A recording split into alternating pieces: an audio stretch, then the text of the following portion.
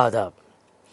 آج ہم ذوق کی قصیدہ نگاری کے متعلق بات کر رہے ہیں۔ اس سے پہلے جیسا کہ آپ کو معلوم ہے کہ ہم نے ان کے قصائد میں مطلع، تشبیب اور گریز پر بات کی ہے۔ اب قصیدے کا جو ایک اہم جزو ہے، یعنی کہ سب سے اہم جو جسے ہم کلیدی حصہ کہہ سکتے ہیں، وہ ہے مدح، اس پر بات کریں گے۔ اس حصے میں یعنی جو مدح کا حصہ ہوتا ہے، اس میں شاعر رواں دواں نہیں گزرتا، بلکہ کافی تفصیل سے اپنے ممدوح کی تعریف و توصیف بیان کرتا ہے، اور شاعر جو ہے صرف ممدوح کی ذات کی تعریف نہیں کرتا، بلکہ اس سے وابستہ چیزوں کے بیان میں بھی بہت مبالغے اور مضمون آفرینی کا ثبوت دیتا ہے۔ ذوق کے ہاں بھی ہمیں یہ ساری باتیں نظر آتی ہیں۔ انہوں نے مدح میں تمام جو روایتی معیار تھے اور جو علامتیں رہی ہیں ان کو سامنے رکھا ہے، اور سلاطین اور عمراء اور روسا کی تعریف کرتے ہوئے ان معیاروں کا خیال رکھا ہے، ان علامتوں کو سامنے رکھا ہے۔ ان کے ممدوحین کی ذات بھی جملہ شاہانہ صفات اور اوصاف عالیہ کی حامل نظر آتی ہے۔ حالانکہ حقیقت میں اگر دیکھیں تو وہ اوصاف جن سے شاعر یا ذوق اپنے بادشاہ کو، اپنے ممدوح کو متصف دکھاتے ہیں، آراستہ دکھاتے ہیں، وہ حقیقت میں وہ بات نہیں ہے، لیکن چونکہ روایتی طور پر مدح کا یہ معیار بن چکا ہے، یہ تھا، تو ان بادشاہوں کے ساتھ ان کے بزرگوں کا جو تصور تھا وہی چیز وابستہ تھی، اور مدح کرتے وقت شعراء نے عام طور پر انہی باتوں کو ملحوظ رکھا ہے۔ ایک چیز اور بھی ہے کہ مدح کے اندر کن کن باتوں کا خیال رکھنا چاہیے۔ اس سلسلے میں قدامہ بن جعفر نے کچھ موضوعات کی حد بندی کی ہے، درجہ بندی کی ہے، اور انہیں بتایا ہے۔ تو تعریف اور ممدوح کا بیان کرتے ہوئے کن باتوں کا خیال رکھنا چاہیے، انہوں نے بتایا ہے کہ عدالت، شجاعت، عقل اور عفت کا بیان ضروری ہے۔ تو ان چار خصائل کا بیان مدح کے دوران ہمیں، یعنی ایک قصیدہ گو کو اس بات کا دھیان رکھنا ہے کہ ان چیزوں کو بیان کرے۔ اب ان خصائل کے کچھ فضائل بھی ہیں، انہوں نے بیان کیے۔ وقار احمد رضوی نے انہیں مجملاً بیان کیا ہے۔ تو پہلی چیز ہے عقل، جو خصوصیت ہے جسے مدح کے درمیان ہمیں خیال میں رکھنا ہوگا، مطالعہ کرتے وقت بھی، اور بحیثیت شاعر جب کوئی شاعر قصیدہ لکھ رہا ہے تو اس کو ان باتوں کا خیال رکھنا تھا۔ عقل، اس میں کیا کیا چیزیں داخل تھیں، یعنی کہ ذکاوت، حس، حیا، کفایت، حق و باطل کی تمیز، علم و تدبر، اور جاہلوں کی صفحات سے درگزر، یہ عقل کے فضائل۔ تو عقل کی جو خصوصیت ہے اس کے اندر یہ اس کے فضائل ہیں۔ دوسری چیز تھی شجاعت۔ تو شجاعت میں کیا کیا چیزیں اس کے فضائل میں داخل ہیں؟ دشمنوں کو دفع کرنا، انتقام اور بدلہ لینا، ہیبت اور دبدبہ اور گردن خم نہ کرنا، یعنی سرنڈر نہ کرنا۔ تیسری چیز ہے عدل، جو خصوصیت بیان کی کہ مدح کے دوران مدح کرنی چاہیے شاعر کو، یعنی ایک معیار ہے کہ اس کے تحت ہم اس کا جائزہ لیں گے۔ تو اس میں کیا فضائل ہیں؟ عدل میں سخاوت بھی ہے، نقصان اور ظلم برداشت کرنا بھی ہے، عطا بھی ہے، مہمان نوازی بھی ہے، جود و سخا بھی ہے، اور عطا کے وقت خندہ پیشانی ہے۔ اور چوتھی اور آخری چیز جو مدح کے سلسلے میں خصلت بتائی، خصوصیت بتائی کہ بیان کرنا چاہیے، وہ ہے عفت۔ عفت، اس میں جو اس کے فضائل بیان کیے گئے ہیں وہ ہے قناعت ہے، حرص کی کمی ہے، پاک دامنی ہے، وفاداری ہے، یہ اس کے فضائل ہیں۔ تو اب یہ جو بیان ہوا، جو باتیں کہی گئیں کہ چار خصوصیات ہیں اور اس کے کچھ فضائل ہیں، ان کی روشنی میں جب ہم قصائد ذوق کے مدحیہ حصے کو دیکھتے ہیں تو اس میں ہمیں بہت ساری چیزیں نظر آتی ہیں، اور ہمیں اندازہ ہوتا ہے کہ انہوں نے ان کی پابندی کی ہے۔ مدح کی مثالیں دیکھیں ذوق کے ہاں، کون وہ ذل خدا شاہ محمد اکبر، جس کی ہمت سے ہوں دریو زگر ارباب ہمم، جس کے باعث سے منور ہے چراغ خورشید، جس کی دولت سے ہے آراستہ بزم عالم۔ اس کی دیداری کے نقاری کی اللہ ہر صدا، از عجم تاب عرب اور عرب تاب عجم۔ اسی طرح سے بہادر شاہ ظفر کی شان و شوکت اور ان کے قہر و غضب کے ساتھ مہربانی اور رحم و کرم کی ستائش اور اس کی تعریف و توصیف انتہائی مبالغے سے اس میں کام لیا ہے، اور کہا کہ آئے طوفاں جو تیرے قہر کا طغیانی پر، کشتی نوح بھی آدھا کو ہو گرداب صفت۔ پانی میں جو بھر پڑتا ہے گرداب آپ جانتے ہیں، یعنی کشتی نوح بھی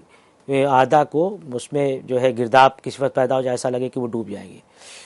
وہ تیری تیغ کی بارش ہے کہ سایہ جس کا، کر دے ایک دم میں ہیولہ سے مفارق صورت۔ اپنے ممدوحین کے عدل و انصاف اور نظم و نسق کو بڑے شاندار الفاظ میں خراج پیش کیا انہوں نے کہ آستیں اپنی ہلا دے جو تیرا دست کرم، آستیں اپنی ہلا دے جو تیرا دست کرم، ہر شکن سے ہو عیاں لجائے بحر عما۔ اسی طرح سے بہادر شاہ ظفر کی تعریف کی ہے ایک جگہ کہ تیرا دروازہ دولت ہے مقام امید، تیرا دیوان عدالت ہے محل عبرت، تیرے عشرت کدے میں بار کسے غیر نشاط، تیرے خلوت کدے میں ہے داخل کسے جز طاعت، تیرا افضال جہاں کے لیے برہان کرم، تیرا اکرام زمانے کو تو دلیل رحمت۔ تو آپ یہ دیکھیں کہ اس مدح میں جو بات غور کرنے کے لائق ہے، اور وہ شاید اس لیے پیدا ہوئی ہے کہ ان کے قصیدوں کی مجموعی فضا ایسی ہی ہے کہ ایک طرف تو وہ بادشاہ سے صفات ملوکانہ کا بیان کرتے ہیں، دوسری طرف عالمانہ خصائص اور جو بزرگانہ فضائل ہیں اس کی وہ تعریف کرتے ہیں۔ تو ممدوحین کی دینداری کے ساتھ، دین پناہی کے ساتھ ساتھ ان کے اوصاف بھی بیان کرتے ہیں اور حسن اخلاق و سیرت کی بات بھی بتاتے ہیں۔ تو ممدوح کے ذاتی اوصاف کے ساتھ ساتھ ان کے ہاں، جیسا کہ میں نے بتایا اس سے پہلے بھی ذکر ہوا، کہ وہ ان کے سے جو چیزیں متعلق ہیں جیسے ہاتھی، گھوڑا اور تلوار ہے، ان ساری چیزوں کی بھی تعریف ہوتی تھی، اور یہ بھی کہ قصیدے کے مضمون میں وہ چیزیں شمار ہوتی ہیں۔ شاعر ان کے بیان میں بھی اپنی پوری شاعرانہ صلاحیت کا استعمال کرتا تھا، اور ذوق نے بھی اس کو اسی طرح سے برتا ہے، اور نئی نئی تشبیہات اور استعارات کے ساتھ اپنے خیالات کی ترسیل کرتے تھے۔ دم ہے کیا باد صبا میں کہ دم سیر جہاں، تیرے گلگون سبک سیر کی جاوے دنبال۔ گلگوں کہ گلاب کے رنگ جیسا مفہوم ہوتا ہے، لیکن یہاں پر چونکہ گلگوں کا ایک مفہوم گھوڑا بھی ہے، تو یہ گھوڑے کے بارے میں ہے یہاں پر۔ یوں ہی دو چار قدم خاک اڑا کر رہ جائے، اور پہنچ جائے کہیں سے وہ کہیں مثل خیال۔ تو اب دیکھیے خیال کی دوڑ کتنی تیز ہوتی ہے، ابھی آپ کا ذہن یہاں کام کر رہا، ابھی آپ کا ذہن کہیں اور چلا جائے، اس میں زمان و مکان کی کوئی پابندی نہیں، بالکل وہ کوچ کر جاتا ہے۔ تو مثل خیال وہ گھوڑے کو بتا رہے ہیں، اس توسن کو بتا رہے ہیں، وہ ہیکل میں اگر دیو تو صورت میں پری، ہے اڑان اس میں ملک کی تو بشر کے سے خصال۔ یعنی خصوصیات تو اس میں انسانوں کے جیسی ہیں، لیکن اس میں اڑان جو ہے ملک کی ہے، فرشتوں کی اڑان ہے اس میں۔ ہاتھی اور گھوڑے کے سلسلے میں اور کہتے ہیں کہ پیل تیرا گلے سوسن کا بڑا ایک انبار، گلے مہتاب کے گلدستے ہیں اس کے دندان، اس کی خرطوم کسی دلبر لیلا وش کی، جاد مشکی ہے کہ ہے کاکل امبر افشاں۔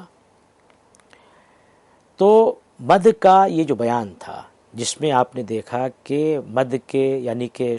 بادشاہ کے اندر عقل، ذکاوت، اس کا جو عدل ہے، اس کی عدل گستری ہے، اس کے بارے میں عفت جو ہے اس کی پاک دامنی ہے، یہ شجاعت کا جو بیان ہے، وہ ساری چیزیں ہیں۔ اس کے ساتھ ساتھ جو بادشاہ سے متعلق چیزیں ہیں، یعنی ہاتھی، گھوڑا، جو بھی اس کی سلطنت میں اس طرح کی جو چیزیں ہیں جن سے دبدبہ اور سطوت کا احساس ہوتا ہے، ان کے بیان کے بعد حسن طلب کا مرحلہ آتا ہے۔ اب یہ ذوق کی انفرادیت ہے، اس بات کو آپ یاد رکھیے کہ دیگر شعراء کے بارے میں ہم کہہ سکتے ہیں کہ بیشتر شعراء زیادہ تر شعراء ایسے ہیں جو جس زمانے میں جب یہ قصیدے کا عروج تھا وہ اسی ہمارے ہاں جو روایتی قصیدے کی جو مطلب روایت ہے اس میں اسی لیے قصیدے کہے جاتے تھے کہ اس پر انعام ملتا تھا، قصیدے پر قصیدہ کہہ کر کے وہاں دربار سے انعام حاصل کیا جاتا تھا۔ تو ذوق کے ہاں حسن طلب کا جو مرحلہ ہے وہ نہیں آتا۔ ذوق کے قصیدوں کا خاتمہ کیا ہے؟ وہ حسن طلب کے بجائے دعا پر ان کے قصائد خاتمہ ہوتا ہے۔ کہیں کوئی مثال اگر مل جائے تو مل جائے مطلب حسن طلب کی، نہیں تو بیشتر ان کے جو قصائد ہیں ان کی صورت یہ ہے کہ وہ دعا اور ہدیہ تبریک کے طور پر اپنے قصائد کا خاتمہ کرتے ہیں۔ اس اختتام کے سلسلے میں انہوں نے یہ بات ملحوظ رکھی ہے کہ اسے بہترین انداز میں انجام کو پہنچایا جائے۔ تو ایک ذوق کے قصیدوں کی ایک خوبی، ایک انفرادیت تو یہ ٹھہرتی ہے کہ وہ اپنے قصیدوں کا خاتمہ اس طرح کرتے ہیں، وہ حسن طلب پر نہیں کرتے، دعا پر کرتے ہیں۔ اور ایک خصوصیت اور بھی یہاں ذہن پہ رکھیے، برصغیر تذکرہ یہ بات آ گئی، میں بتا رہا ہوں کہ وہ اپنے جو بادشاہ ہیں ان کی جو کہنا چاہیے کہ بزرگانہ خصلت ہے، ان کی جو ان کے اندر جو دینداری ہے، دین پناہی ہے، ان کے ہاں جو اس طرح کی جو اوصاف ہے ان کا وہ ذکر خصوصیت سے کرتے ہیں۔ تو یہ حد درجہ جو بہادر ظفر سے جو ان کی عقیدت ہے، ان کے استاد بھی رہے اور اس طرح سے ان کی جو عقیدت ہے ان کے تئیں کہ وہ ان کے ان پہلوؤں کو دیکھتے ہیں جن پہ عام طور پر ہمارے ہاں روایت میں اس طرح سے نہیں ہے کہ جو ممدوح ہے اس کے خاص طور سے بادشاہ اگر ممدوح ہے تو اس کے اس بزرگانہ خصلت یا دین پناہی یا اس باتوں کا اس طرح سے ذکر کیا جائے۔ تو یہ ایک ذوق کی ایک خاص بات ہے ان کے قصیدوں کی۔ تو تعریف بیان کرتے کرتے وہ قصیدے کا جو اختتام کرتے ہیں، اب ہم اپنی بات پہ واپس آ جاتے ہیں کہ وہ قصیدے کا خاتمہ کیسے کرتے ہیں۔ تو ممدوح کے اوصاف مجھ سے بیان نہیں ہو سکتے، وہ یہ کہتے ہیں، ہوتی ہے حیرت توصیف سے تیری شاہا، ہوتی ہے حیرت توصیف سے تیری شاہا، روشن غنچہ تصویر زبان منہ میں ڈال، اس دعا پر ہی فقط ختم سخن کرتا ہے یہ جو ہے ذوق ثنا خاں تیرا اور مدح سگاں، جشن ہو ہر سال شاہ تجھ کو مبارک ہوئے، رہے جب تک کہ زمانے میں حساب مہو سال۔ تو کہیں اختتام تو اس طرح سے ہے کہ وہاں پر جو ہے اس طرح سے دعا دیتے ہوئے ختم کرتے ہیں، اور کہیں جو اختتام ہے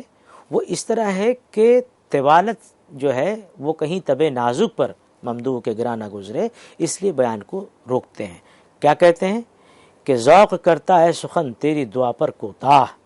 ہو گراں خاطر نازک میں مبادہ تطویل۔ تو دعا کے موقع پر جو ایک روایت رہی ہے کہ قصیدہ گو ایسی باتوں کا ذکر کرتے رہے ہیں جن کا قیام و دوام یقینی ہے، اور اس کے رہنے تک وہ اپنے ممدوح اور اس کے اقبال و ترقی کی بقا کی خواہش اور دعا کرتے ہیں۔ ذوق نے بھی یہ کیا ہے، ذوق کرتے ہیں کہ ختم کرتا ہے سخن ذوق دعا پر اس طرح، تاہو دریا میں گوہر کان میں پیدا الماس، تو شے بحر و بر اے شاہ سکندر فر ہو، دے خدا عمر خضر تجھ کو حیات الیاس۔ تو یہ کہ آپ دیکھیں کہ ان کے ہاں تشبیب، گریز اور مدح کی طرح خاتم کلام میں بھی تنوع موجود ہے، گرچہ انہوں نے یہاں کوئی بہت ندرت یا تازہ کاری آپ کو نظر نہیں آتی، لیکن روایت کے معیار کو بہت کامیابی سے انہوں نے نبھایا ہے۔ اب یہاں پر اس پہلو سے بھی ذرا گفتگو ہو جائے کہ ذوق نے قصائد میں کن شعراء سے اثرات قبول کیے ہیں اور کن شعراء کو انہوں نے متاثر کیا، ان دونوں پہلوؤں پر بات ہونی چاہیے۔ تو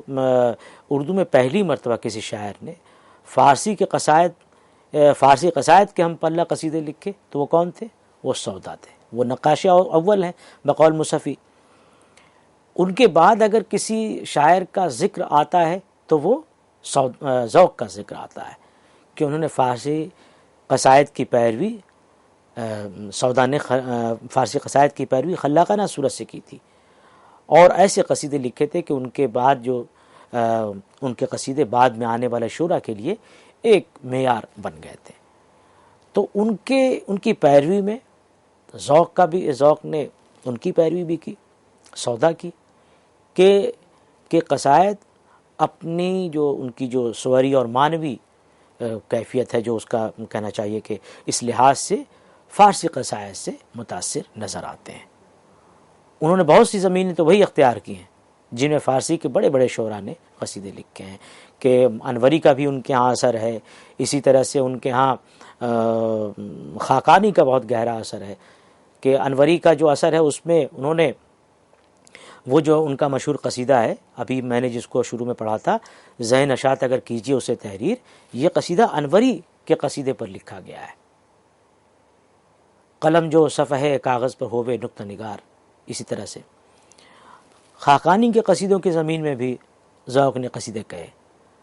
خاقانی کے قصیدے پر جو مشہور قصیدہ ان کا ہے وہ واہ واہ کیا معتدل ہے باغ عالم کی ہوا، یہ بہادر شاہ ظفر جب بیماری سے اٹھتے ہیں اور غسل صحت کے بعد کی جو ہے وہ قصیدہ ہے کہ واہ واہ کیا معتدل ہے باغ عالم کی ہوا۔ پھر اسی طرح سے ایک دوسرا جو قصیدہ ہے ذوق کا، وہ بھی خاقانی کی زمین میں ہے کہ ساون میں دیا پھر مہ شوال دکھائی۔ تو آپ دیکھیں کہ ذوق جو ہے وہ فارسی قصیدہ گویوں کے طرز فکر سے متاثر ہے، خصوصاً ان کے ہاں جو خاقانی کی علمیت پسندی ہے انہیں وہ بہت متاثر کرتی ہے، اور انہی کی پیروی میں انہوں نے جب وہ اچھا قصیدہ لکھا جس میں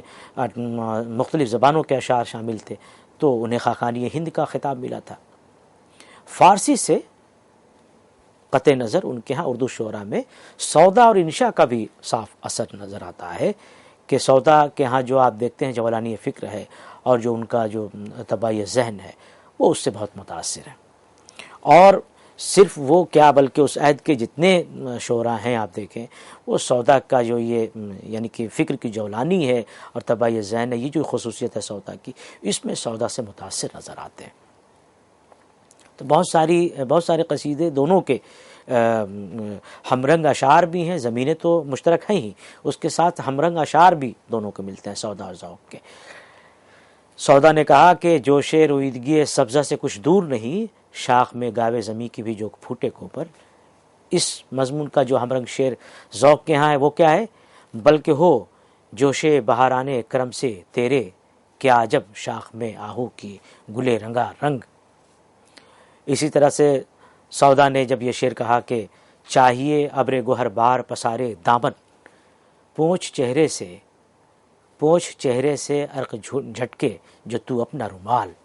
اس پر ذوق نے جو ہم رنگ شعر کہا اسی انداز کا اسی زمین میں، ہووے جوں چادر مہتاب گلی میں شب تار، رخ پر نور جو تو پوش کے جھاڑے رومال۔ تو یہ صرف سمجھنے کے لیے اس بات کو کہ ذوق کے ہاں فارسی کے قصیدہ گو شعراء کے بھی اثرات ہیں اور سودا کے ہیں اور اس کے بعد اثرات ہیں۔ اب انشاء کی چونکہ میں نے بات کی تو انشاء کی بھی 2-3 آپ شعر اثرات دیکھیں کہ کس طرح کے اثرات ہیں۔ انشاء کے چند قصائد میں مختلف زبانوں کے اشعار ہیں جن کو ان کی بدعت سمجھا گیا تھا، لیکن ذوق نے اسے بدعت فنی قرار دیا اور اسے پختہ کاری اور انفرادیت کے ساتھ اسے برتا ہے۔ ان کا جو قصیدہ ہے جس پہ خاقانی ہند کا خطاب ملا تھا کہ جب کہ سرطان و اسد مہر کا ٹھہرا مسکن، آب و ایلولہ ہوئے نشو نمائے گلشن، یہ صاف اس میں انشاء کا اثر ہمیں نظر آتا ہے اور انہی کی زمین میں۔ لیکن دونوں کے ہاں ذرا فرق ہے۔ فرق کیا ہے؟ فرق یہ ہے کہ ذوق نے انشاء کی سی بے اعتدالی نہیں برتی۔ انشاء نہایت ہی ذہین قسم کے شاعر تھے اور اپنی ذہانت کی کبھی کبھی اس ذہانت پہ نکیل نہ کسنے کی وجہ سے ان کے ہاں ہمیں ایک بے اعتدالی کا اندازہ ہوتا ہے، ایک بے اعتدالی کا احساس ہوتا ہے، ایک کہنا چاہیے متانت سے کہیں کہیں چیزیں گر گئی ہیں۔ یہ چیز آپ انشاء کے مقابلے میں آپ دیکھیں گے کہ ذوق کے ہاں نہیں ہے۔ ذوق کے ہاں متانت کا احساس ہوتا ہے ان کے ہاں، مطلب اسی لیے کہا جاتا ہے کہ انشاء گرچہ زمانی طور پر پہلے رہے ذوق سے، لیکن جب بھی سودا کے بعد اگر کسی قصیدہ گو کا ذکر آتا ہے تو وہ ذوق کا آتا ہے۔ اس کی وجہ وہی ان کا فنی شعور تھا، جس میں زیادہ پختگی ہے، جس میں صحت زبان کی عمدہ نمونے ملیں گے، جس میں متانت کا بہت زیادہ لحاظ رکھا گیا ہے۔ تو اس لحاظ سے جب ہم ذوق کے قصیدوں کو دیکھتے ہیں تو ذوق کے قصیدے باعتبار متانت، باعتبار سنجیدگی، مضامین کے لحاظ سے ان کے ہاں جو فنی شعور ہے وہ ہمیں بہت الگ نظر آتا ہے، لیکن بہرحال یہ ضرور ہے کہ انشاء کے اثرات ان کے ہاں دکھتے ہیں۔ کچھ متروکات کو آپ چھوڑ دیں ذوق کے ہاں تو ذوق کی جو زبان ہے وہ صحت استعمال کے اعتبار سے بہت ہی دستوری زبان ہے۔ اس کے متعلق برج محمد اتار کیفی نے لکھا تھا کوٹ کہ قصیدہ مرزا رفیع سے شروع ہو کر ابراہیم ذوق پر ختم ہو گیا، انکوٹ۔ تو گویا یہ ان کے زبان و بیان کے ساتھ ساتھ ان کی جولانی فکر اور ان کے طباعی ذہن کی بھی ایک طرح سے داد ہے۔ تو ذوق نے تو اثرات قبول کیے۔ ادب میں کہ ایک چراغ سے دوسرا چراغ جلتا ہے، یہ آپ جانتے ہیں۔ تو انہوں نے دوسرے شعراء سے روشنی حاصل کی اور ذوق سے ان کے بعد کے شعراء نے روشنی حاصل کی۔ تو ذوق کے بعد جو شعراء رہے جیسے کہ منیر شکوہ آبادی ہیں، امیر مینائی ہیں، داغ دہلوی ہیں، عزیز لکھنوی ہیں، جلال لکھنوی ہیں، اور ان کے اوپر آپ ان کے اثرات دے سکتے ہیں۔ محسن کاکڑی کا جو قصیدہ مسدس ہے کہ عزیز مصر جب تک مشتری ہو مہر قیصر ہو، اور احسن مارہروی کا جو قصیدہ ہے کہ عرس باغ جب تک تن نوشاہ گلتر ہو، اس پر جو ہے جو ذوق کا مسدس مدحیہ قصیدہ ہے کہ سری آرائے گردوں جب تلک سلطان خاور ہو، اس کے اثرات آپ دیکھ سکتے ہیں، اس میں ملتے ہیں۔ امیر مینائی کا ایک قصیدہ ہے جس پر آپ ذوق کا جو قصیدہ ہے کہ افق دل